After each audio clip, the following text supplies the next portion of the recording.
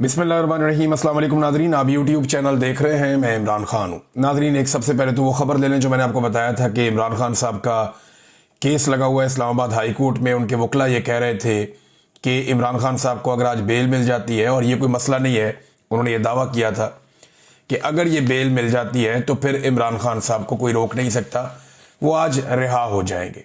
लेकिन हुआ क्या, जिसका खदशा था, जो मैंने आपसे कहा था कि जब तक इस्लामाबाद हाई कोर्ट में चीफ जस्टिस सरफराज डोगर साहब हैं, एस्टेब्लिशमेंट को या इमरान खान के दुश्मनों को कुछ भी फिक्रमंद होने की ज़रूरत नहीं है, क्योंकि डोगर साहब किसी भी लेवल तक जाएंगे एस्टेब्लिशमेंट को सर्व करने के लिए, ऐसा अब दिखाई देता है। हुआ ये कि जब इमरान खान साहब के केस की समाअत हुई, सबसे पहले तो ये है कि बाहर कर्फ्यू लगा दिया गया। इस्लामाबाद हाई कोर्ट में ऐसा लगता है कि मार्शल लॉ लग गया, और बाहर इजाफी नफरी पुलिस की तैनात, खारदार तारे और बड़ा बंदोबस्त किया गया। सहाफ़ियों को और वकला को भी अंदर जाने से रोका जा रहा था। बहरहाल कुछ सहाफ़ी जो अंदर गए, उनमें समी इब्राहिम साहब थे और दीगर कुछ और सहाफ़ी थे। वो वहाँ पे अपना वीलॉग रिकॉर्ड कर रहे थे। जब वो अंदर अपनी खबरें देने में मसरूफ़ थे तो अमला आ गया और सिक्योरिटी वालों ने आकर उन्हें कहा कि जनाब, आप यहाँ पे रिकॉर्डिंग नहीं कर सकते। अब ये अदालत के बाहर वाला एरिया है, अहाते के तो अंदर है, सिक्योरिटी से अंदर है, लेकिन ये अदालत का वो एरिया है जहां पे नॉर्मली रिपोर्टर्स खड़े होकर अक्सर बातचीत करते हैं, और ये एक रूटीन है। वहां पे उन्हें कह दिया गया, जी आप यहां पे काम नहीं कर सकते। उन्होंने कहा, क्यों नहीं कर सकते जी? एसपी साहब का हुक्म है। उन्होंने कहा, जी एसपी साहब तो नहीं, यहां पे तो अदालत है, तो यहां तो जज साहब का हुक्म होगा। जी जज साहब ने कह दिया यहां कोई काम नहीं कर सकता। तो एक अजीब मार्शल लॉ लगा दिया गया। इसी हाई कोर्ट से इमरान खान साहब जो साबिक वजीर आजम है, उन्हें इसी अहाता अदालत से जबरी तौर पर अगवा किया जा सकता है। रेंजर्स वाले आके वो ये कर सकते हैं, लेकिन मीडिया यहां पे कवरेज नहीं कर सकता। ये मार्शल लॉ है और कुछ नहीं है। हुआ ये, जब समाज शुरू हुई तो पाकिस्तान तहरीक इंसाफ को बड़ी उम्मीदें थी, तो तहरीक इंसाफ को लगता था वो बात आज बन जाएगी, लेकिन पता चला कि जी प्रोसिक्यूटर अब बीमार है। और प्रोसिक्यूटर जो बीमार है ना, उसने कोई मेडिकल रिपोर्ट भेजी ना कोई और चीज भेजी, बस अचानक बता दिया जी प्रोसिक्यूटर बीमार है और वो नहीं आ सकता। नॉर्मली ये होता है कि बीमार हो तो जज एक आधे दिन की, 2 दिन की तारीख दे देता है कि ठीक है भाई कल आके पेश हो जाए, नहीं तो अपनी मेडिकल रिपोर्ट लेकर आए, नहीं तो फिर आप उनकी जगह किसी और को बोले वो पेश हो जाए। सरकारी है ना, तो सरकार का काम नहीं रुकता होता है। एक प्रोसिक्यूटर बीमार है, दूसरा आ जाता है। लेकिन पता चला जनाब के प्रोसिक्यूटर बीमार है, और उसके बाद इस बीमारी की बुनियाद पर जज साहब ने कहा, जी आज तो समाअत नहीं हो सकती। तो हम आपस में मशवरा करते हैं, मशवरा करके 5 मिनट में आपको बताते हैं आप करना क्या, अगली तारीख कौन सी है। तो वहां जो रिपोर्टर मौजूद थे, बाकी सबको लगा कि 1-2 दिन की तारीख दे देंगे जज साहब, बहुत ही कोई गेम डाल दी तो 3-4 दिन की, 5 दिन की दे देंगे। लेकिन जस्टिस डोगर साहब अंदर गए और चेंबर में जाने के बाद जब तारीख दी तो मशवरा करके उन्होंने बताया 16 अक्टूबर। आज क्या है, 25 सितंबर। पहले ही ये केस 8-9 महीने के बाद लगा है। 8-9 माह के बाद लगने वाले केस को एक मरतबा फिर एक लंबी तारीख दे दी गई, 3 हफ्तों की। ये है जनाब इस्लामाबाद हाई कोर्ट में इंसाफ की सूरत हाल। अगर कोई रिटायर्ड जर्नैल आ जाए ना, तो 24 घंटों में ऑन डिमांड, यानी मनपसंद फैसला इंसाफ की सूरत में यह अदालत मुहैया कर देती है। अदलिया ऐसा लगता है कि दुकान की तरह काम कर रही है, जहां पे मुनाफा देखा जाता है, जहां नफा और नुकसान देखा जाता है कि जनाब जिस चीज में नफा है वो कर दो, जिसमें नुकसान होता है वो ना करो। और एस्टेब्लिशमेंट की गुलामी के साथ जजेस ऐसा लगता है काम कर रहे हैं। बड़ी बदकिस्मती है ये बात करना, लेकिन ये बात हो रही है। तो मैं आपको बता रहा हूं, इमरान खान साहब के ऊपर देखिए ना, एक और मामला भी है। ये सिर्फ एक केस नहीं है। जो तोशा खाना में इमरान खान साहब की बरीयत की दरखास्तें हैं, वो अब मुकर्रर की गई 7 अक्टूबर तक के लिए। यानी बरीयत की दरखास्तें 7 अक्टूबर तक के लिए मुकर्रर कर दी गई। वो इमरान खान साहब ने और उनकी वाइफ ने पहले किया हुआ था कि ये केस रोके, इसमें तो बरीयत बनती है, लेकिन वो 7 अक्टूबर। यानी अब हमें जो एक टाइमलाइन मिल रही है वो ये बता रही है कि 7 अक्टूबर से पहले पहले इमरान खान और बुशरा बीबी को सजा सुना दी जाएगी तोशाखाना 2 में। उसके बाद 7 अक्टूबर वाला मामला भी इधर उधर हो जाएगा, और अगला केस कौन सा आ जाएगा? वो आ जाएगा अलकादर वाला, जो लग जाएगा इस्लामाबाद में हाई कोर्ट में, और फिर उसके अंदर इमरान खान साहब को बेल दे दी जाएगी। लिहाजा इमरान खान साहब को अंदर रखने का पूरा बंदोबस्त पाकिस्तान की मिलिट्री एस्टेब्लिशमेंट ने किया हुआ है। इमरान खान साहब की जो वीडियो लिंक पे समाअत होती है ना, उस हवाले से भी एक डेवलपमेंट है मेरे पास। अब ये देखें आपके हालात कहां पहुंच गए हैं। और ये कह कौन रहा है? ये सलमान अकरम राजा साहब बता रहे हैं कि जनाब हमारे साथ हो क्या रहा है। वीडियो लिंक पे इमरान खान साहब की जो समाअत हो रही थी उसके खिलाफ एक दरखास्त दायर कर दी थी पाकिस्तान तहरीक इंसाफ के इमरान खान साहब के वकला ने। अब वो समाअत होनी थी। अब जिस समाअत के लिए वो कहते हैं जी हम वहां पे पहुंचे और लतीफ खोसा साहब ने और सलमान अकरम राजा साहब ने इन्होंने सीनियर जज से मुलाकात की कि जनाब हमारी समाअत क्यों नहीं हो रही। तो एडिशनल रजिस्ट्रार को बुलाया गया, उसने आकर बताया कि जनाब फाइल गुम हो गई है। और जज साहब ने कहा जब तक फाइल नहीं मिलती तब तक समाअत नहीं हो सकती। हमें इस तरह की सूरत का सामना है। यानी आप अंदाजा करें कि कहीं पे प्रोसिक्यूटर पे मार हो जाता है, कहीं पे फाइल गुम हो जाती है, कभी जज पे मार हो जाता है, कभी जज छुट्टी पे चला जाता है। अगर इमरान खान के ट्रायल को तेज चलाना हो और इमरान खान जेल से बाहर हो तो रोजाना की बुनियाद पर अदालतें बुलाती हैं। लेकिन अगर इमरान खान साहब के मामलात को लटकाना हो तो ये सारे काम भी हो जाते हैं।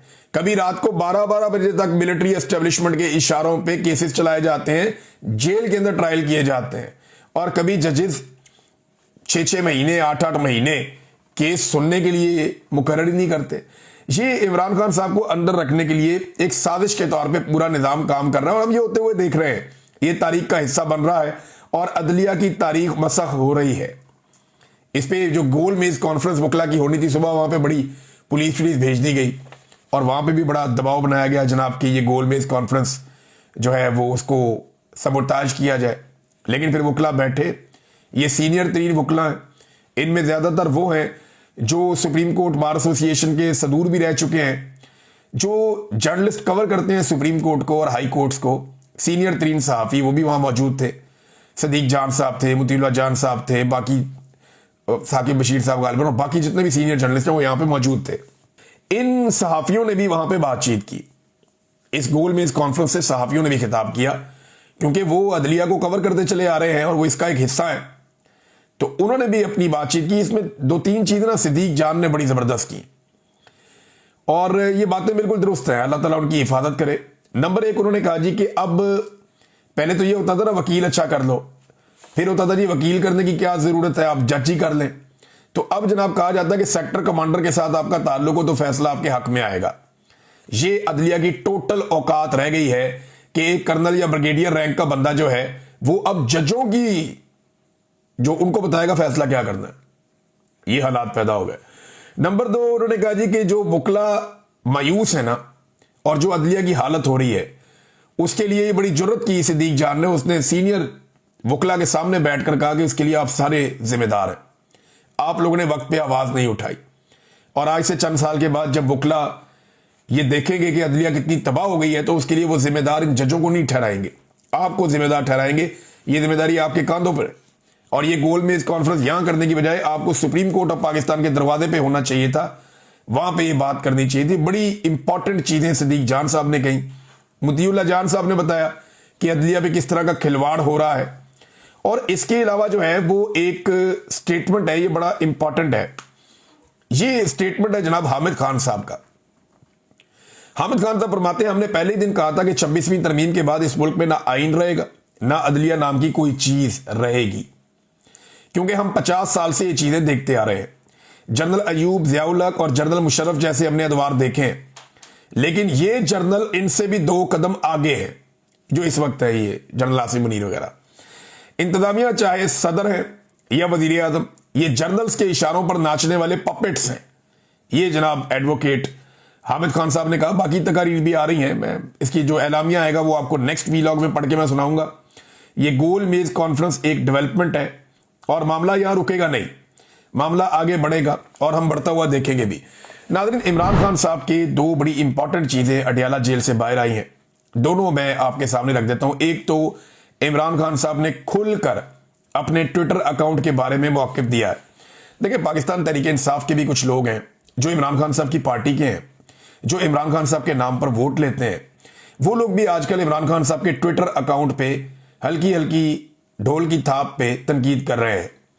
वो ये कहते हैं कि यहाँ मोहतात होना चाहिए, ये होना चाहिए, वो होना चाहिए।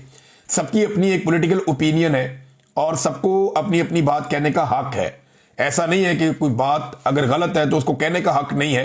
हो सकता है कि उस आदमी के नजदीक वो बात ठीक हो, लेकिन इमरान खान साहब का क्योंकि अपना ट्विटर अकाउंट है, एक्स का अकाउंट के वो खुद मालिक हैं, तो बताएंगे तो वही ना कि उन्होंने उसके साथ क्या करना है। असल स्टेटमेंट तो इमरान खान का है।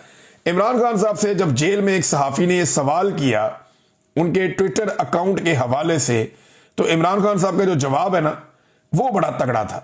अडयाला जेल में एक सहाफी ने सवाल किया कि आपका ट्विटर अकाउंट कौन चला रहा है? आपका ट्विटर अकाउंट रियासत के खिलाफ बयानियां बना रहा है, अल्फाज बहुत सख्त होते हैं इस ट्विटर अकाउंट में। तो इमरान खान साहब ने सहाफी के सवाल पर जो जवाब दिया, उन्होंने कहा मेरा अपना अकाउंट है, मैं जो पैगाम भेजता हूं वही पैगाम मेरे अकाउंट से जारी किया जाता है। क्लियरिटी है कि जो मैं भेजता हूं वही पैगाम मेरे ट्विटर अकाउंट से जारी किया जाता है। मैं कोई आसिम मुनीर का गुलाम हूं?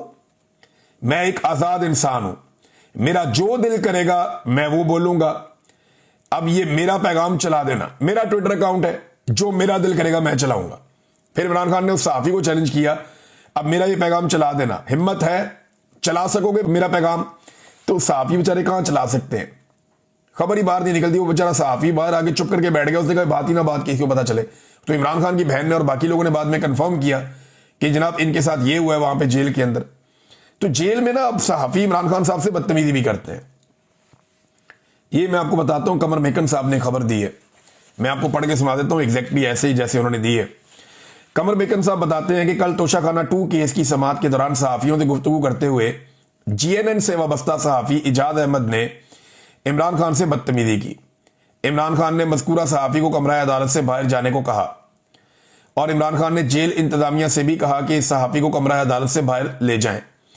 इमरान खान के तवज्जो और जवाब ना देने पर सहाफी इजाद अहमद तू मैं पर उतर आए और इमरान खान से बदतमीजी करना शुरू कर दी, जिस पर इमरान खान ने सहाफी को कहा मुझे मालूम है कि तुम 3-4 सहाफी कर्नल की इजाजत से अंदर आते हो, कर्नल के सामने नंबर बनाने के लिए बदतमीजियां करते हो, यह सहाफत नहीं घटियापन है। अंदाजा करें एक साबिक वज़ीर आज़म है, जेल के अंदर उसको बंद किया हुआ है, अवाम के सामने उसको आने नहीं देते, उसकी आवाज तक लोग नहीं सुन पाए। और एक ऐसे आदमी को जिसको पूरे निजाम ने जकड़ कर मजबूर किया हुआ है, उस आदमी के साथ जाकर अंदर सहाफियों से बदतमीजियां करवाई जाती हैं। यानी इनकी क्या हैसियत है जो लोग इतने बड़े आदमी के साथ बदतमीजी कर रहे हैं।